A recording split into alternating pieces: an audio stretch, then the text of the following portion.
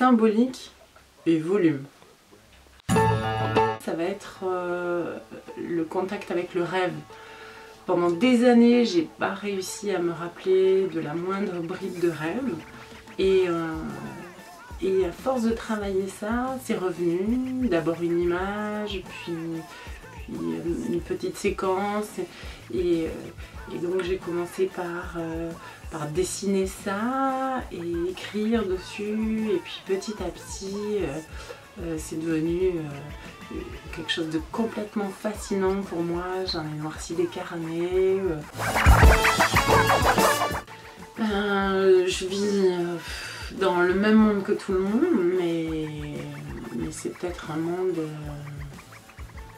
que juste je regarde à ma manière en fait. Moi je dirais que, je sais pas si c'est le bon terme, mais je dirais que c'est un regard post-romantique.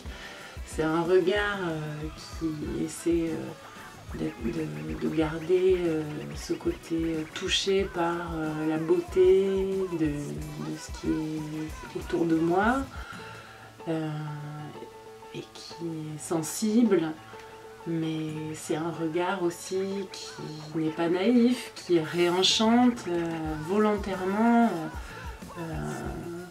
ce qui m'entoure.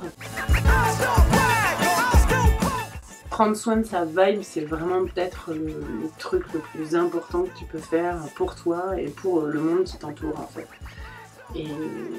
Et Essel, il symbolise ça. Et il me semble que sa phrase, elle parle de ça. Parce que prendre soin de ce que tu es, c'est prendre soin de ton impact sur le monde, et c'est prendre soin... ouais, tu crées quelque chose là-dedans. Et voilà, il me semble que lui... il a incarné complètement ça. Donc dans mon travail, la résistance qu'il peut y avoir, c'est la résistance. Mon travail, il est plein de symboles qui font appel à une mémoire photographique qui parle directement à l'inconscient. Et cette discussion que j'ai envie d'avoir avec une part inconsciente, souvent intuitive, qui est un peu l'enfant intérieur qu'on a en soi, j'ai envie de la voir joyeusement et d'évoquer quelque chose, oui, de pop, de l'ordre du jeu qu'il ne faudrait pas interrompre en fait. Ma résistance, c'est de proposer quelque chose qui se veut drôle, joyeux et qui n'exclut absolument pas la finesse et un certain travail, voilà, de sens. Être libre, c'est difficile. Est-ce qu'on est vraiment libre un jour? S'il y a une chance qu'on puisse être libre, c'est certainement de travailler sur ce qui nous a conditionnés, ce qui nous a empêchés d'être libres, ce qui a appuyé très fortement sur nos personnalités pour les contraindre à aller dans une certaine direction.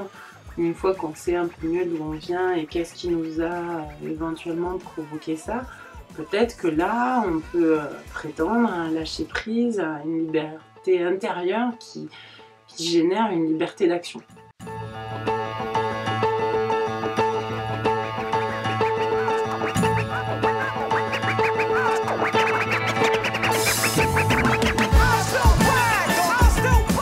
Je crois que l'indignation est peut-être dans la façon dont fonctionne notre psyché, notre psychisme. L'indignation est peut-être la meilleure manière de passer de l'homme égoïste et indifférent au citoyen.